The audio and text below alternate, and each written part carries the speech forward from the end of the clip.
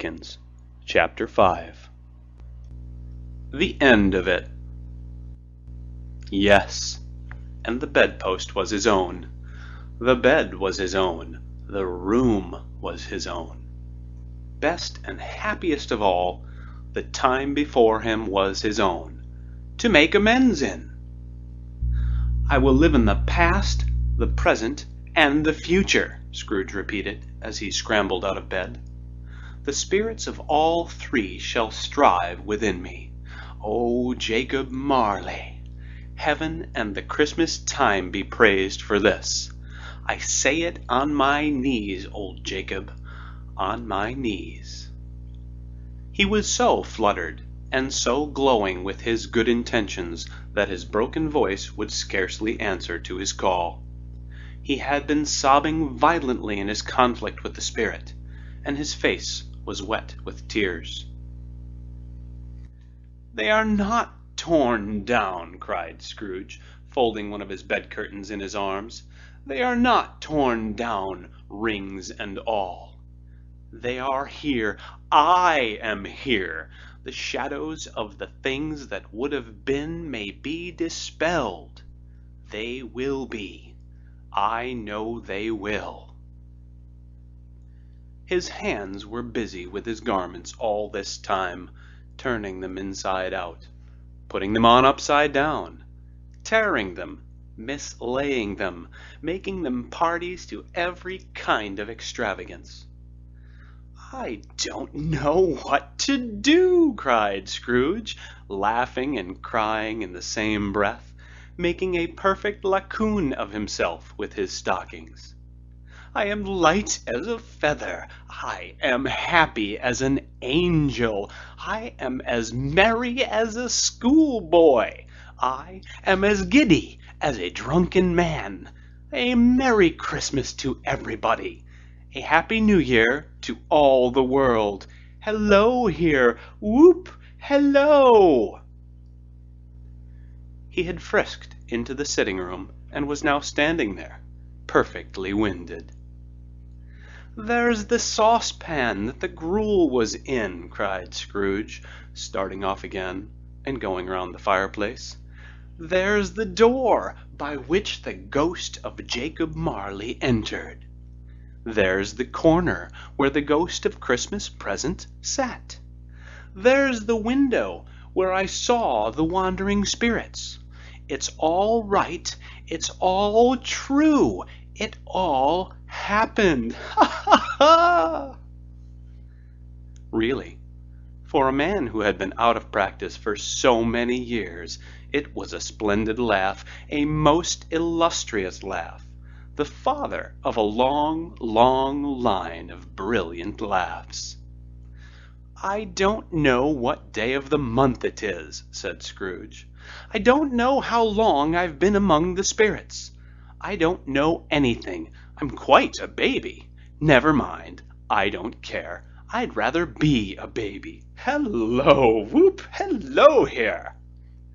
He was checked in his transports by the churches ringing out the lustiest peals he had ever heard. Clash, clang, hammer, ding, dong, bell, bell, dong, ding, hammer, clang, clash. Oh, glorious, glorious. Running to the window, he opened it and put out his head. No fog, no mist. Clear, bright, jovial, stirring, cold. Cold piping for the blood to dance to. Golden sunlight, heavenly sky, sweet fresh air, merry bells. Oh, glorious, glorious. "What's today?" cried Scrooge, calling downward to a boy in Sunday clothes, who perhaps had loitered in to look about him. "Eh?" returned the boy, with all his might of wonder. "What's today, my fine fellow?" said Scrooge. "Today," replied the boy. "Why, Christmas Day." "It's Christmas Day," said Scrooge to himself. I haven't missed it. The spirits have done it all in one night. They can do anything they like. Of course they can. Of course they can. Hello, my fine fellow." "Hello," returned the boy. "Do you know the poulterers in the next street but one at the corner?" Scrooge inquired. "I should hope I did," replied the lad. "An intelligent boy," said Scrooge. "A remarkable boy. Do you know whether they've sold the prize turkey that was hanging up there? Not the little prize turkey, the big one?" "What, the one as big as me?" returned the boy. "What a delightful boy," thought Scrooge. "It's a pleasure to talk to him. Yes, my buck!" "It's hanging there now," replied the boy. "Is it?" said Scrooge. "Go and buy it." "Walk exclaimed the boy. "No, no, I am in earnest. Go and buy it, and tell 'em to bring it here, that I may give them the direction where to take it. Come back with the man, and I'll give you a shilling. Come back with him in less than 5 minutes, and I'll give you half a crown." The boy was off like a shot. He must have had a steady hand at a trigger who could have got a shot off half so fast. "I'll send it to Bob Cratchit's," whispered Scrooge, rubbing his hands and splitting with a laugh. "He shan't know who sends it. It's twice the size of Tiny Tim. Joe Miller never made such a joke as sending it to Bob's will be." The hand in which he wrote the address was not a steady one, but write it he did, somehow, and went downstairs to open the street door, ready for the coming of the poulterer's man. As he stood there, waiting his arrival, the knocker caught his eye. "I shall love it as long as I live," cried Scrooge, patting it with his hand. "I scarcely ever looked at it before.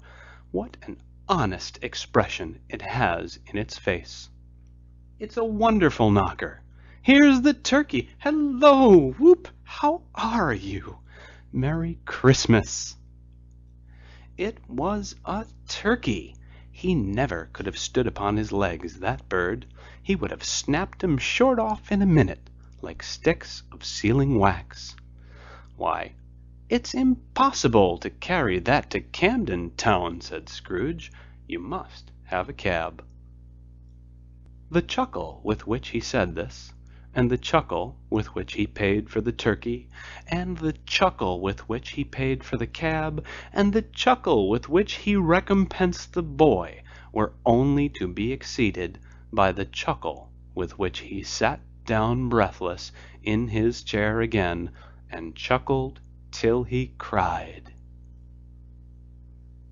Shaving was not an easy task, for his hand continued to shake very much, and shaving requires attention, even when you don't dance while you are at it. But if he had cut the end of his nose off, he would have put a piece of sticking plaster over it, and been quite satisfied. He dressed himself, all in his best, and at last got out into the streets. The people were by this time pouring forth, as he had seen them with the ghost of Christmas present, and walking with his hands behind him, Scrooge regarded every one with a delighted smile.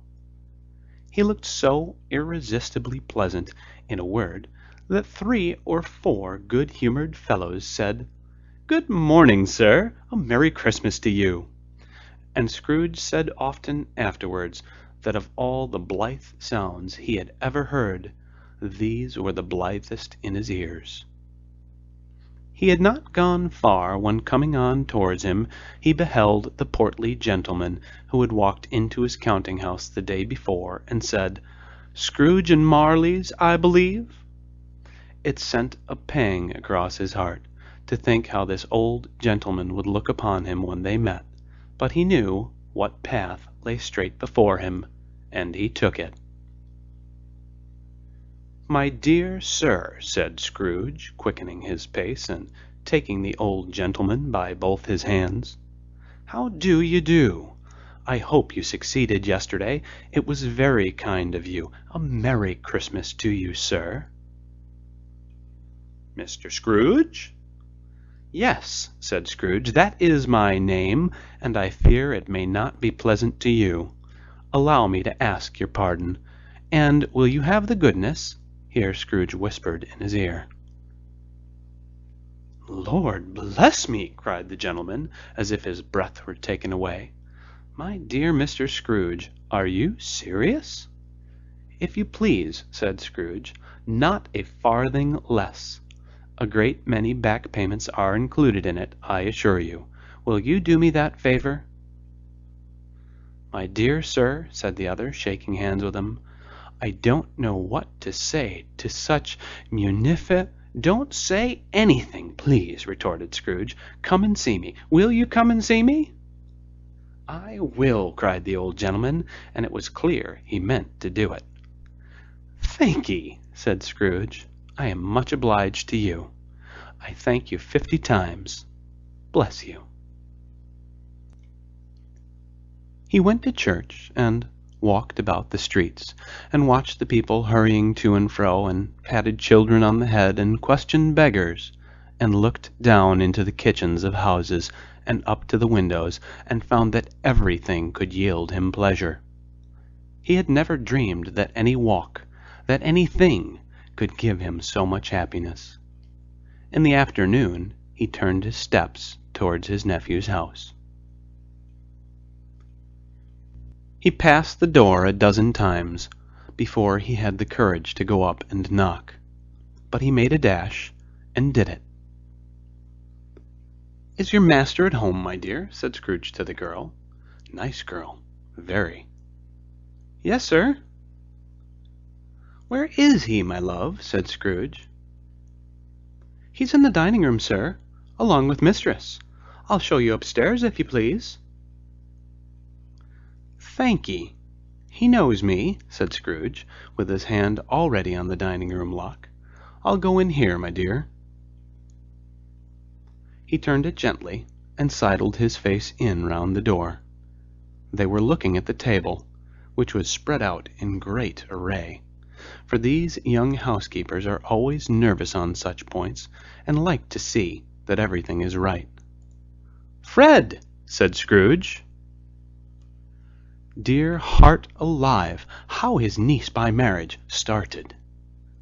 Scrooge had forgotten for the moment about her sitting in the corner with the footstool, or he wouldn't have done it on any account.